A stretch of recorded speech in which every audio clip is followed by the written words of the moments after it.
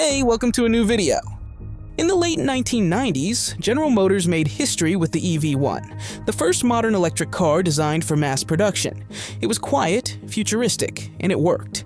Drivers praised its acceleration, low maintenance costs, and zero gasoline use. This wasn't a prototype. It was a real car on real roads, in the hands of ordinary people. The future had arrived, and then it disappeared. Despite public enthusiasm and long waiting lists, GM recalled all EV1s, claiming limited demand. That explanation didn't hold up. Demand was strong, but the real issue was that the EV1 required no oil changes, spark plugs, or fuel. It threatened the profit model of both automakers and oil companies. Reports later suggested heavy lobbying pressure from industries afraid of a trillion-dollar collapse. What followed sounded like movie-style sabotage. Every EV1 was seized, crushed, or shredded. Even celebrities like Tom Hanks and Mel Gibson begged GM to let them buy their cars. GM refused, and leaked documents later showed it quietly sold key battery patents to Chevron, burying the technology. GM didn't just kill a car, it erased a future. Today, electric vehicles are hailed as revolutionary, but the EV1 was that revolution, almost 30 years too early. Are you new to this channel? Make sure to subscribe and hit the notification bell. And before we start, also like the video. Before Hollywood, before Edison, before the Lumiere brothers, there was Louis Le Prince. In 1888, this modest French inventor filmed the world's first moving images with a single-lens camera. His short film, Roundhay Garden Scene, predated Edison's patents by years. Le Prince wasn't just ahead of his time. He created it. Then he vanished. In September 1890, just days before his planned New York demonstration and patent filing, Le Prince boarded a train in France. He never arrived. His luggage vanished. His body was never found. No witnesses, no ransom, no explanation. He had disappeared from the face of the earth. His family suspected foul play. Others believed he was silenced by powerful investors, protecting rival inventions. Some pointed directly at Thomas Edison, who 2 years later patented his own film camera and aggressively claimed to have invented cinema. Le Prince's son later fought Edison in court, presenting his father's earlier footage as evidence. Soon after, the son was found dead after a mysterious hunting accident. Le Prince's working camera, his film, and his notes survived, but his name was erased by those with more money and possibly more motive. To this day, Louis Le Prince is officially listed as missing. Imagine a future where a single soldier could soar like Iron Man over the battlefield. No helicopter, no runway, no jet fighter. That future nearly arrived in 1984 with the Williams International Wasp X-Jet, a real, fully functional flying platform developed under a U.S. Army contract. With no wings or rotors, it was essentially a standing jetpack that could take off vertically, hover, and reach 100 kilometers per hour, all controlled by body movement. The military called it the Flying Jeep, and the media hailed it as the future of warfare. But behind closed doors, it was seen as a threat. The X-Jet gave one person the power of an aircraft. Agile, radar light, and instantly deployable. It could have reshaped combat strategy and rendered expensive aircraft obsolete, and that's precisely why it disappeared. After successful tests and millions in investment, the project was suddenly classified, shut down, and later terminated. Officially, it was deemed impractical, though footage proved otherwise. Williams International never released the full technical specs.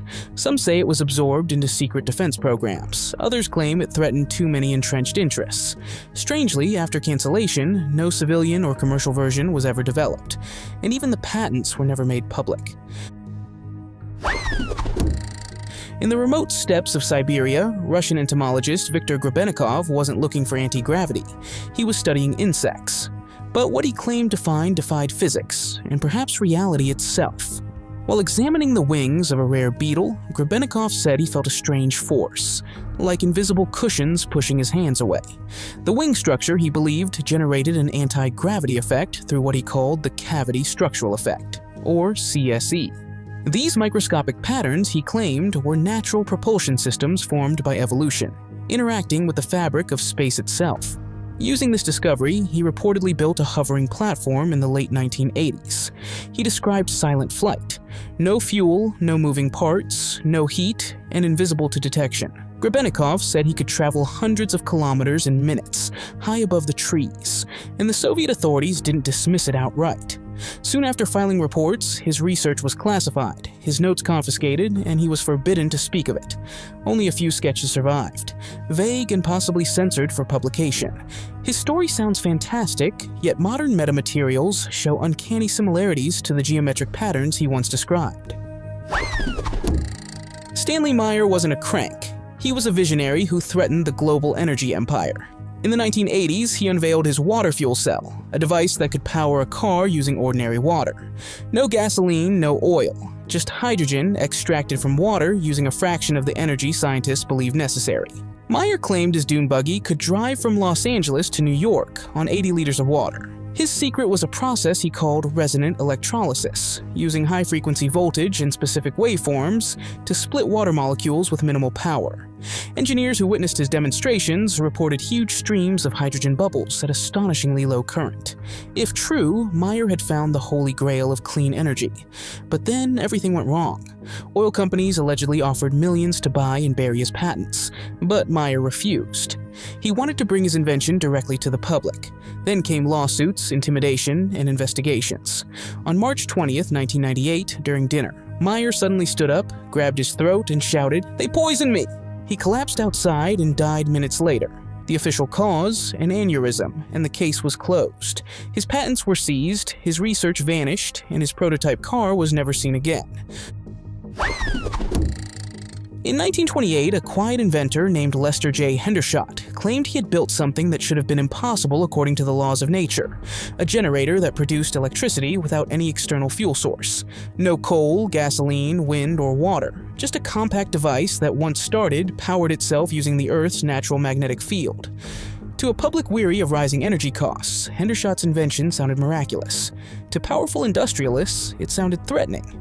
Demonstrations were attended by engineers, military officials, and even Charles Lindbergh, the first man to fly across the Atlantic, who reportedly confirmed the device worked and offered to help commercialize it for aviation. Imagine planes that never refuel and factories running endlessly for free. But as the news spread, the mood shifted from curiosity to silence. Within weeks, Hendershot was found unconscious in his workshop after what he called a warning. Newspapers stopped reporting, backers pulled out, and he was pressured to halt his research. He later said he was forced into poverty, and that his original designs had been taken from him. Some sources say Hendershot accepted hush money. Others say he lived in fear until his mysterious death in 1961. Officially ruled a suicide, though widely disputed. No complete verified version of his generator has ever surfaced. The few surviving schematics lack crucial parts, possibly removed on purpose. In the early 20th century, when train travel was slow and risky, young Soviet engineer Valerian Abakovsky proposed a radical fix: a propeller-driven railcar. The air wagon wasn't pulled by a locomotive. It was pushed by a giant aircraft propeller mounted at the rear, propelling it to speeds over 140 kilometers per hour. His goal was a high-speed transport system to move officials and valuable cargo quickly across the vast Soviet Union. It worked. Witnesses said the aerowagon seemed to fly along the rails, so Soviet leaders approved a test ride with party members and foreign guests aboard. On the return trip, the train suddenly derailed at full speed, killing 6 people, including Abakovsky himself. The official cause was unstable track, but many doubted it. Why would a carefully chosen route fail only on the way back? Rumors of sabotage spread. A railcar faster than planes and using no conventional fuel threatened both rail and aviation interests. Instead of deeper investigation, the Soviet government shelved the project. The documents disappeared, and propeller railcars were banned. In the 1920s and 1930s, American electrical engineer T. Henry Morey developed a device that seemed to defy physics. It burned no fuel, used no wind or water, and needed no batteries. Morey said his device captured radiant energy, an invisible, ever-present power flowing through the universe. Using a mix of semiconductors, vacuum tubes, and antenna-like receivers, he demonstrated a box that, according to witnesses, delivered up to 50,000 watts continuously, drawn from the atmosphere. Engineers and government officials saw lamps and heaters running with no visible power source. If true, his discovery would make power grids and utilities obsolete. Morey was offered millions by industrial and political interests to sell out, but he refused to reveal his secret valve. Then came intimidation. His lab was vandalized, components smashed, and someone even tried to force the plans from him at gunpoint. he never gave in. Morey died in 1974 without ever restoring his original working model after the last prototype was destroyed. His patents were rejected without clear explanation, and his research archive vanished shortly after his death. Skeptics called it impossible. Yet modern science acknowledges zero-point energy as a vacuum phenomenon, much like what Morey had described decades earlier. In 1989, two electrochemists, Martin Fleischmann and Stanley Ponce, shocked the world with a claim that could change everything. They said they had achieved cold fusion at room temperature, a nuclear reaction that produced more energy than it consumed, clean, virtually limitless, and without dangerous radiation or waste. Their experiment used heavy water, a palladium electrode, and an electric current. According to their measurements, hydrogen atoms fused inside the metal, releasing large amounts of heat. Some labs reported similar results. Others could not replicate them, and within weeks, the scientific community erupted in controversy. The tone then flipped. Major institutions suddenly branded cold fusion pseudoscience. Funding was pulled, studies shut down, and the U.S. Department of Energy closed the file without a comprehensive review. Ridiculed, Fleischmann and Ponce left academia and moved to France. Few knew that the U.S. Navy and DARPA quietly continued research under the label low-energy nuclear reactions. Declassified documents later confirmed ongoing work. Bruce De Palma, an MIT-trained engineer and unconventional physicist, claimed he had found a fundamental error in our understanding of energy. In the 1970s, he introduced the N machine, a homopolar generator that he said produced more electrical energy than the mechanical energy put in, a free energy. The setup used a rotating magnet and a conductive disk spinning together at high speed. De Palma argued that rotating bodies couple to a deeper, universal energy field, an elemental field akin to what we now call zero-point energy. The scientific establishment responded by dismissing and ostracizing him. De Palma left academia, and his work was largely ignored, though independent researchers in places like India and Japan continued to report anomalies in replication attempts. Notably, NASA quietly experimented with similar rotating electromagnetic systems. Why test something that doesn't work, according to the textbooks? Curious, to say the least. One of the lesser-known but striking innovations from the final phase of World War II was the so-called Zielgerät 1229, nicknamed Vampire. This was the world's first portable infrared night vision system designed for infantry use. Developed in 1944 and 1945, it allowed soldiers to see in the dark, theoretically offering a tactical advantage during nighttime operations. The system was mounted on a standard rifle of the time, along with an infrared spotlight that emitted invisible light. The operator also carried a 31 pounds or 14 kilogram backpack battery to power the system. Altogether, it turned the user into an early version of a modern night patrol soldier, equipped with technology far ahead of its time. While infrared viewing itself wasn't new, the Germans were the first to deploy it in this form on the battlefield, although its use was limited. It was mainly tested by special units on the Eastern Front, who reported advantages during night reconnaissance in forests and urban areas. Still, the system's heavy weight, limited range of around 656 feet, or 200 meters, and very late deployment meant it had little strategic impact. After the war, the discovery of this device spurred accelerated research in countries like the United States and the Soviet Union. Uranverein, or the Uranium Club, was Nazi Germany's secret attempt to develop nuclear energy and potentially a powerful weapon during World War II. The project began in April 1939, shortly after German scientists Otto Hahn and Fritz Strassmann discovered nuclear fission and initially showed promise. However, it quickly ran into problems. Unlike the well-coordinated Manhattan Project in the United States, the German nuclear program suffered from a lack of central leadership, insufficient funding, and vague military objectives.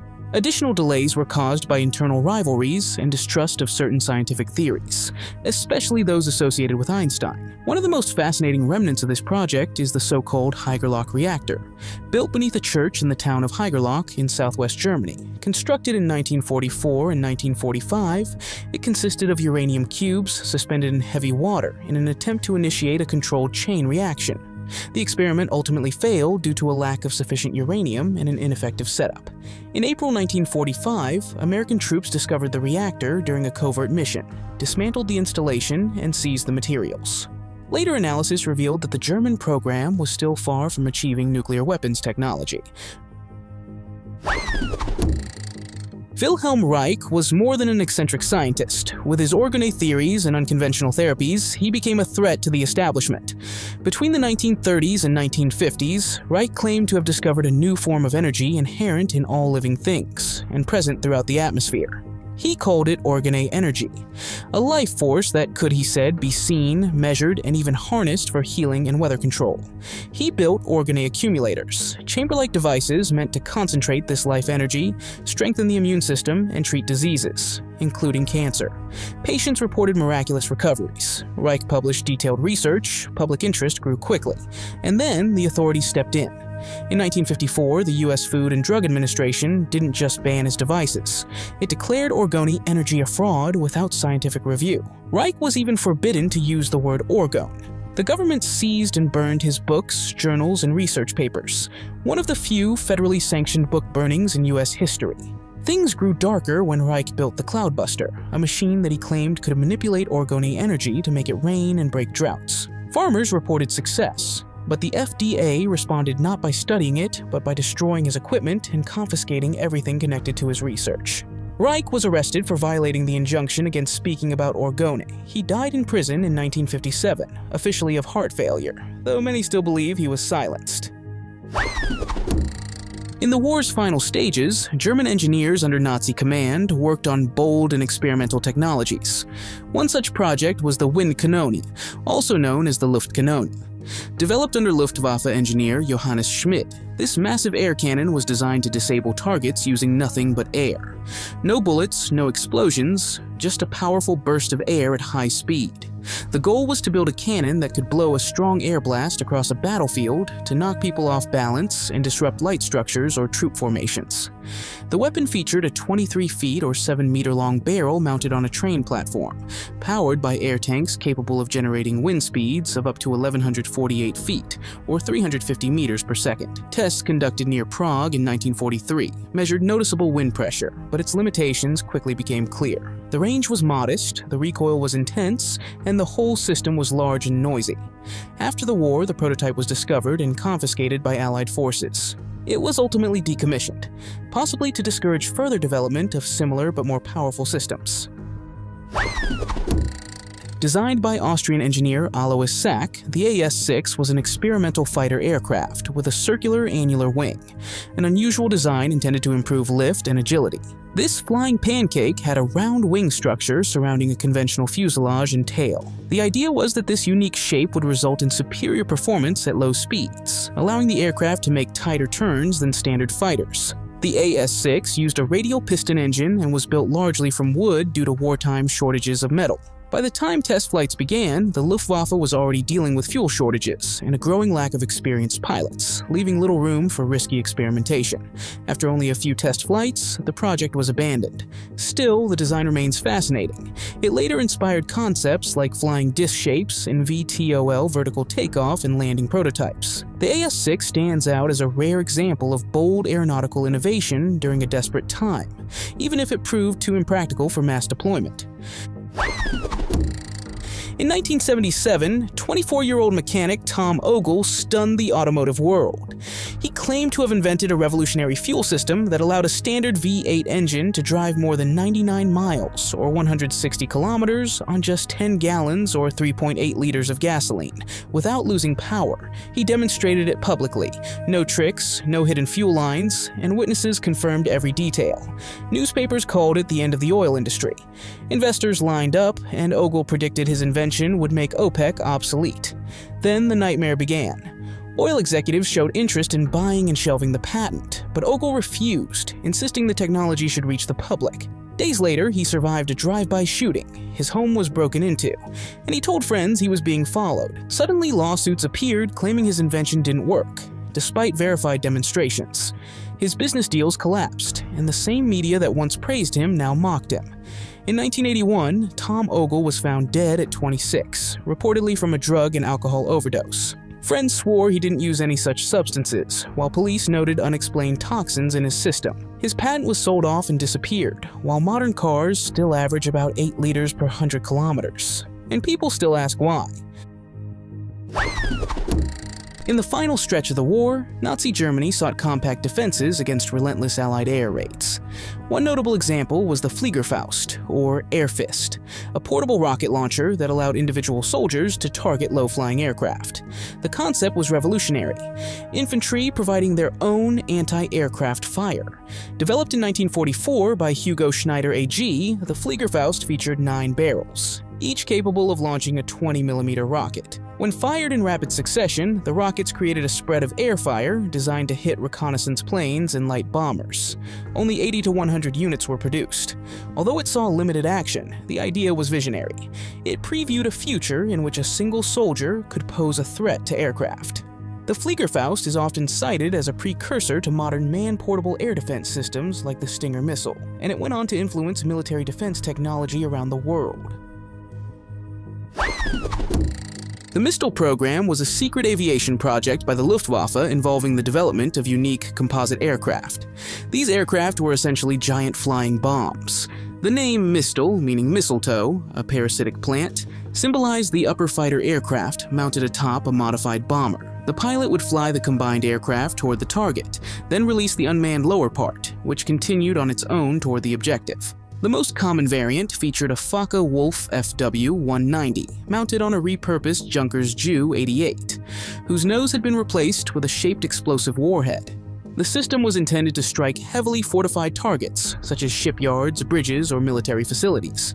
After releasing the weapon, the pilot would return safely to base. The program began in 1943, as Germany searched for alternative methods to attack strategic objectives. Around 250 Mistel combinations were built, but only a few achieved measurable results. Some inflicted damage on infrastructure in France, but not enough to influence the war's outcome. After the war, other countries studied the technology, but the concept was ultimately abandoned. Thomas Townsend Brown was a Navy physicist who believed gravity wasn't just a force, it was a form of energy that could be manipulated. In the 1920s, Brown observed that his high-voltage capacitors, when charged, moved toward the positive pole as if defying gravity. He called it electrogravitics, a propulsion method needing no fuel or combustion, using only high voltage to interact with the structure of space-time itself. By the 1950s, major aerospace firms like Lockheed, Douglas, and Glenn Martin were quietly studying his work. Later declassified documents reveal that the US military once considered electrogravitics a possible replacement for jet engines. Brown's patents were classified, his projects vanished into black-budget programs, and publicly he was mocked, even as he continued to receive covert funding. UFO researchers see in Brown's research the foundation for craft that hover silently and accelerate from 0 to thousands of kilometers per hour without fuel. Whether Brown was a dreamer or the hidden father of classified anti-gravity research, he died in 1985, largely forgotten. Ferngelenkte Fluorrakete was a groundbreaking technological development, decades ahead of its time. Initiated in 1942, the project aimed to create a vertically launched interception missile inspired by the V-2 rocket design. At roughly 25 feet or 7.5 meters tall and weighing nearly 8,000 pounds or 3,600 kilograms, it used a liquid-fueled rocket engine capable of reaching speeds up to 1,678 miles per hour, 2,700 kilometers per hour, with a range of about 31 miles or 50 kilometers and an altitude ceiling of 31 miles or 18 kilometers.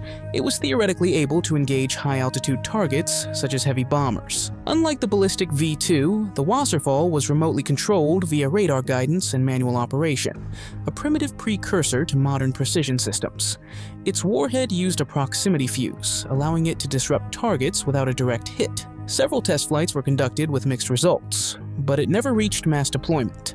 After the war, both the United States and the Soviet Union studied the missile's design in detail. Its propulsion and guidance concepts influenced later systems like the Nike Ajax and the SA-2. However, the Wasserfall itself was never further developed or produced. Perched atop a cliff between Omaha and Gold Beach in Normandy stood one of the best preserved and most formidable fortifications of the Atlantic Wall, the Longues-sur-Mer Battery. Completed in early 1944 and manned by the German Navy, its main purpose was to keep the approaching Allied fleet at bay before it could reach shore. The complex featured 4 6-inch or 15-centimeter naval guns, each housed in massive concrete bunkers with a firing range of up to 12.4 miles or 20 kilometers. On June 6, 1944, D-Day, the battery opened fire on ships near Omaha and Gold Beach. The Allies quickly retaliated with targeted air and naval strikes. Despite its robust construction, the battery was rendered inoperative by that same afternoon. The command center was destroyed, and over 180 German soldiers were captured by British troops. Thus ended this multi-million Reichsmark investment in coastal defense. Today, the site remains largely intact and open to visitors, a silent witness to a decisive moment in World War II history. In Quiet Homestead, Florida, stands Coral Castle, a 1,100-ton structure carved entirely from coral stone.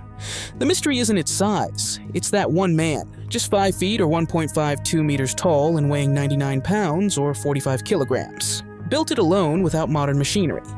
Edward Leeds Kalnin, a Latvian immigrant, worked only at night in secrecy, and neighbors claimed the massive coral blocks, some weighing up to 30 tons, seemed to float through the air. Ed said he had discovered the secret of the pyramids and was using natural laws unknown to modern science. He left behind no blueprints, motors, or cranes. Yet Coral Castle features perfectly balanced stone doors that turn with a single finger and celestial alignments as precise as ancient observatories. Leeds Kalnin also wrote cryptic pamphlets about magnetic currents and independent North and South Pole particles, calling magnetism a living force that could be directed. Many believe he used anti-gravity frequencies or acoustic levitation similar to methods ancient civilizations might have used to move huge stones. When asked how he built it, Ed simply said, "It's easy once you know how." He died in 1951, taking the secret with him. No one has ever replicated his technique. The Flammenwerfer 35, developed in 1935, was Nazi Germany's first portable flamethrower and quickly became one of the Wehrmacht's most distinctive weapons. Though based on earlier designs from World War I, this model offered greater mobility and practical battlefield use. It worked by expelling a mixture of gasoline and tar through a handheld nozzle, ignited by a flame source. The fuel was stored in 2 tanks worn on the operator's back, with a total filled weight of around 80 pounds or 36 kilograms. Its effective range was about 82 feet or 25 meters, making it especially useful for clearing fortified positions like bunkers or buildings. The weapon was first deployed in Poland, 1939, and France, 1940, and it became a standard tool for specialized units. In urban combat, it proved particularly effective at neutralizing enemy strongholds. After the war, such weapons came under increasing criticism due to their intensity and devastating impact. While not officially banned, flamethrowers gradually fell out of favor and were phased out by many modern militaries, including Germany's. For years, rumors have circulated about mysterious Nazi-era experiments in both technology and biology. While flying sharks and killer robots from movies like Sky Sharks are pure fiction, there are hints that real-life concepts may have inspired such tales. In the 2020 German B-movie Sky Sharks, Dr. Klaus Richter revives a secret project involving genetically modified sharks piloting aircraft.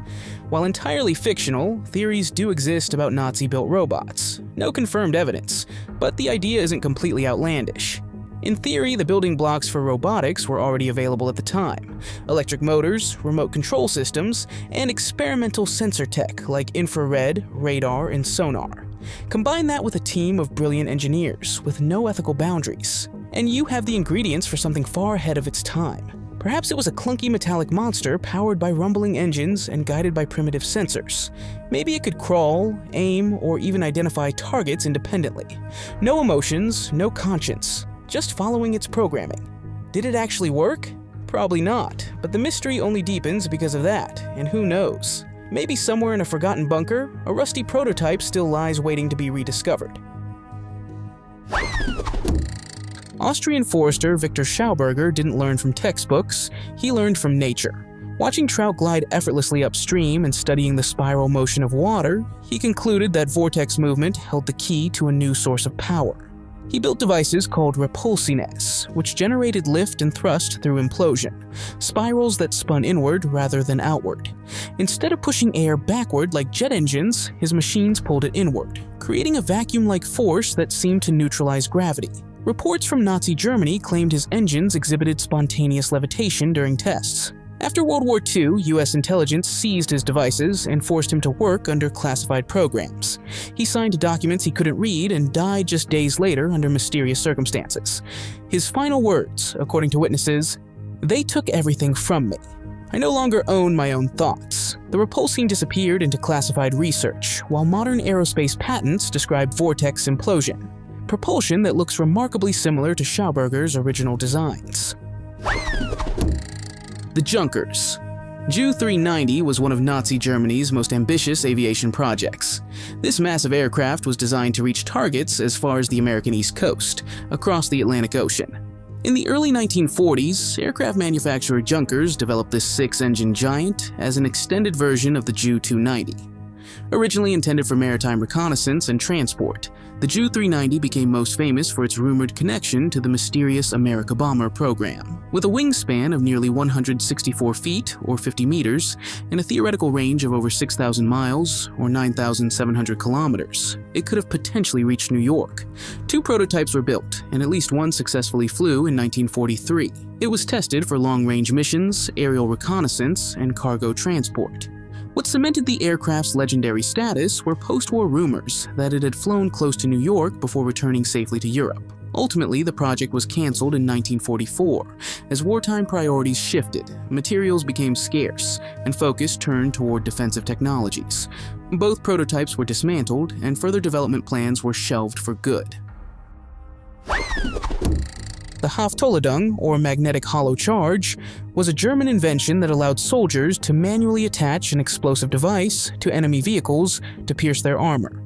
Introduced in 1942, the device weighed about 6.6 pounds or 3 kilograms and featured three powerful magnets that firmly stuck it to the metal surfaces of tanks or other armored vehicles. After attachment, the user pulled a fuse cord, triggering a short 5 to 10 second delay to allow time to retreat to safety.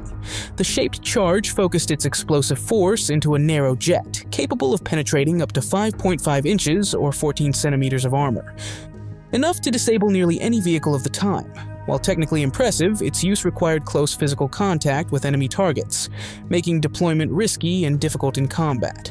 After the war, this type of weapon faded into obscurity, largely due to evolving standards around safety and tactical practicality. The Haftolladung remains a stark example of how far inventors went to find technological solutions in desperate times. In the 1950s, at the height of the Cold War and UFO hysteria, Canadian aerospace engineer John Frost quietly worked on a real flying saucer at Avro Aircraft. This wasn't science fiction, it was a classified military project funded by the US Air Force, the Avrocar VZ-9. The craft was circular, disc-shaped, and designed for vertical takeoff, silent hovering, and supersonic flight at high altitudes.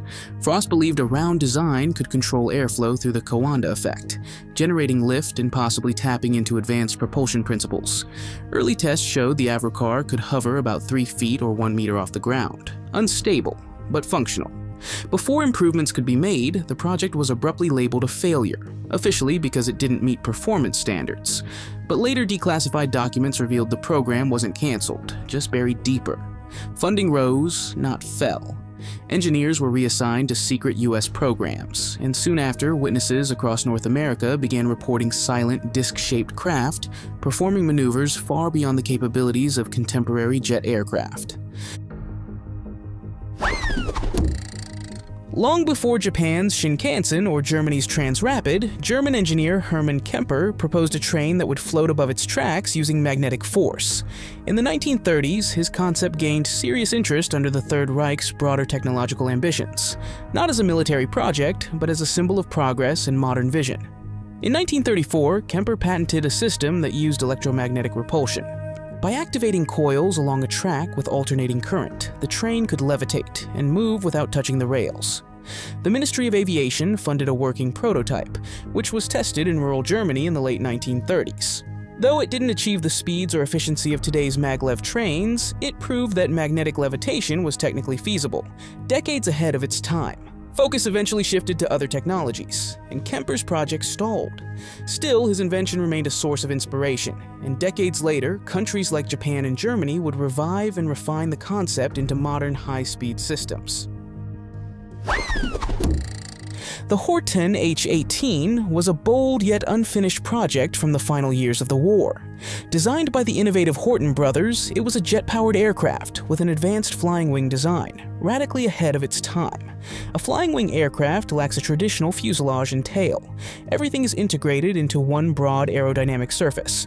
This design reduces drag, improves efficiency, and makes the aircraft harder to detect using conventional radar. The Hortens had already built successful test aircraft like the Ho-229, an early forerunner of modern stealth technology. The H.18 was envisioned with 6 jet engines embedded in the wings, capable of flying over 621 miles per hour, or 1,000 kilometers per hour with a range of more than 4,350 miles or 7,000 kilometers. It was intended to be a long-range strategic bomber. After the war, the design plans and remaining components fell into Allied hands. The aircraft's innovative shape and stealth potential went on to inspire later projects in both the US and the Soviet Union, the most famous example being the American B-2 Spirit stealth bomber. In the 1980s, inventor Joseph Newman announced a device that, if true, would overturn modern physics. A machine that produced more energy than it consumed. Not perpetual motion, he said, but the extraction of electromagnetic power from the structure of the universe itself. His machine consisted of copper coils, magnets, and a rotating armature. NASA engineers reportedly observed anomalous readings, suggesting more output than input, and Newman claimed his device converted the gyroscopic force of atomic particles into electricity. The US Patent Office refused to patent it. Not because it was disproven, but according to internal notes, because it could destabilize the national economy. Newman sued, and a federal judge ordered the National Bureau of Standards to test the device. The secret results, later leaked, reported unusual energy gain. Yet Newman was mocked by the media and branded a crank. His prototype vanished, funding dried up, and he died convinced the government had stolen his technology. But the question remains, if it truly didn't work, why was it classified? What do you think? The Kranich, or crane, was an early and innovative system that used sound to trigger automatic mechanisms. Instead of using contact or time detonators, this device responded to specific sound frequencies, such as the hum of aircraft engines or the rhythm of ship propellers. An integrated microphone acted as a sensor, connected to a mechanical or electronic activation circuit. When a recognizable sound pattern was detected, like an approaching plane or ship, the system sent a signal to trigger a response. This allowed precise timing for activation, without requiring direct contact. The technology was mainly used in systems designed to detect and disrupt enemy vessels, making operations more efficient and targeted. Though primarily experimental, the Kranich laid important groundwork for future sound-activated and acoustic detection technologies. Even today, this principle is used in civilian applications, such as sonar and underwater exploration. The Lippisch P-13A was a visionary yet never built experimental interceptor aircraft. It was designed by German aerospace engineer Alexander Lippisch, known as the father of the delta wing concept. In 1944, Lippisch envisioned a lightweight aircraft that combined simplicity with high speed, maneuverability, and an alternative power source. He developed a ramjet engine that ran on powdered coal, intended as a solution to the shortage of conventional liquid fuels. The aircraft featured a wide, triangular delta wing with sharp angles and a swept-back profile for improved aerodynamics, stability, and high-speed performance. The cockpit was located at the front, followed by the wing structure and the combustion chamber, where crushed coal would be injected and ignited. The idea was bold and unique, a solid fuel propulsion system at a time when liquid fuels were increasingly scarce. Although the engineering challenges were significant and the technology had clear limitations, the concept was tested through scale models and wind tunnel experiments. While the project was eventually abandoned, the P-13A remains one of the most remarkable designs of its time, a testament to ingenuity during an age of extreme scarcity. Hairdresser and inventor. Maurice Ward claimed to have developed an ultralight material capable of withstanding about 18,000 degrees Fahrenheit, or 10,000 degrees Celsius, hotter than the surface of the sun. In 1990, he demonstrated it live on the BBC. An egg coated with starlight stayed cool while a torch burned directly on it. NASA, Boeing, and the Pentagon all lined up to buy it.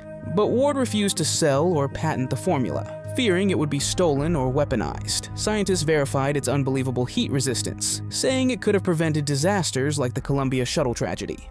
After Ward's sudden death, the formula remained secret. Insiders claim he quietly handed it over under confidentiality to military contractors, after which it disappeared into classified aerospace research. Today, rumors persist of heat-resistant polymers appearing in stealth aircraft and hypersonic weapons, technologies that may trace back towards mysterious invention. The Panzerfaust was a revolutionary single-use anti-tank weapon designed to give ordinary soldiers the ability to fight back against enemy armored vehicles. Introduced in 1943, it offered a simple and affordable solution to threats like the Soviet T-34 and American Sherman tanks. The weapon consisted of a metal tube about 3 feet 3 inches or 1 meter long, fitted with a specially shaped warhead designed to concentrate explosive force on a single point. Since the launcher was discarded after use, it was ideal for rapid mass production and easy transport. Aiming was done with simple sights, and the projectile was launched without recoil. The Panzerfaust saw extensive use in the later years of the war and was distributed to regular troops, paratroopers, and local defense units. After the war, its design inspired modern weapons, such as the Soviet RPG-2 and RPG-7, which would go on to become globally influential for decades. The Schienen Zeppelin was a striking experimental rail vehicle developed in the early 1930s by engineer Franz Kruckenberg. Unlike traditional trains, this futuristic prototype used a massive airplane engine with a rear-mounted propeller. The frame was largely made of lightweight aluminum and shaped for maximum aerodynamic efficiency. On June 21, 1931, the Schienen Zeppelin reached a speed of 143 miles per hour, or 230 kilometers per hour between Hamburg and Berlin, a rail speed record that stood for decades. Although revolutionary in design, it was never adopted on a wide scale. Concerns over safety, noise, and practicality led to a preference for electric and diesel trains. Still, the project remains a visionary milestone in railway history and continues to inspire train enthusiasts and engineers around the world. In the 1930s, Dr. Royal Raymond Rife claimed to have discovered something far beyond modern medicine. He built a frequency-based device that could destroy viruses, bacteria, and even cancer cells using their own resonant vibration, without harming healthy tissue. No chemicals, no surgery, just resonance, like shattering glass with sound. Using a self-built microscope, Rife said he could observe living viruses, something science deemed impossible at the time. By identifying each organism's mortal oscillatory rate, he claimed to destroy them using precise frequencies. In 1934, a secret clinical trial on terminal cancer patients reportedly cured 14 out of 16 within 70 days, the rest soon after. But within months, his lab was raided, his funding withdrawn, and his equipment seized. Doctors who supported him were discredited or silenced, while pharmaceutical interests, facing billions in potential losses, struck back. Rife's name was erased from medical history, but modern frequency therapy and electromagnetic medicine still echo his pioneering work. The SS Wurfkörper. 361 was a late-war rocket system improvised by units of the Waffen-SS. It made use of repurposed Soviet BM-13 Katyusha rocket tubes, retrofitted with German warheads and propulsion systems. The goal was to create a functional form of rocket artillery using minimal resources. These rockets were launched from simple rails or mounted on trucks and had a range of approximately 3.7 miles or 6 kilometers. Although accuracy and performance were limited, the project illustrates how the SS began developing its own weapons, independent of the regular army. Historians believe the system was tested only on a small scale, as there are no detailed reports on its deployment or production. Some sources suggest it was more of a political vanity project than a practical military innovation. Eventually, the SS Wurfkörper 361 faded quietly into obscurity after the war. The America Bomber project was Nazi Germany's ambitious effort to develop a long-range bomber capable of reaching targets in the United States. The plan emerged in 1942 from the desire to challenge Allied technological dominance and symbolically strike cities like New York. The Luftwaffe invited prominent aircraft manufacturers, including Messerschmitt, Junkers, Focke-Wulf, and Horten, to submit designs for a bomber with a range of 7,456 miles or 12,000 kilometers. Notable proposals included Messerschmitt Me-264, the most advanced design, though plagued by technical flaws and engine issues. Junkers Ju-390, a 6-engine aircraft with extended range. Rumors claim it may have flown near the US East Coast, though evidence is lacking. Horten H-18, a futuristic flying wing with possible radar stealth capabilities, though it never advanced beyond concept phase. Focke-Wulf Ta 400, a large bomber similar to the American B-29, which never reached production. The project was eventually abandoned due to technical hurdles, shifting priorities, and Germany's deteriorating war position. Although no American bomber ever flew a combat mission, several of its designs later inspired breakthroughs in post-war aviation technology. In the early 20th century, Nikola Tesla wasn't just inventing, he was trying to reshape humanity. With his Wardenclyffe Tower in New York, he aimed to transmit free wireless electricity across the world, drawing energy directly from the atmosphere. His plan was to harness the Earth's resonant frequency, turning the planet itself into a conductor. No wires, no fuel, unlimited power for everyone. But when financier J.P. Morgan learned Tesla's system couldn't be metered or monetized, he withdrew all funding. If anyone can get power freely, Morgan asked, where do we put the meter? The investors vanished, construction stopped, and the tower was dismantled. After Tesla's death, the US government seized his papers. Wardenclyffe was shut down not because it failed, but because it threatened to end oil, coal, gas, and every centralized energy empire on Earth. Imagine a world powered freely through the air. No resource wars, no pollution, no corporations owning the grid. Tesla had already built it. The world simply wasn't ready. What would you like to invent, and which technology do you believe already exists? Let us know in the comments. If you liked the video, give it a thumbs up. If you want to see more videos we've made, click one on the screen or take a look at the channel. Thanks for watching, and see you next time.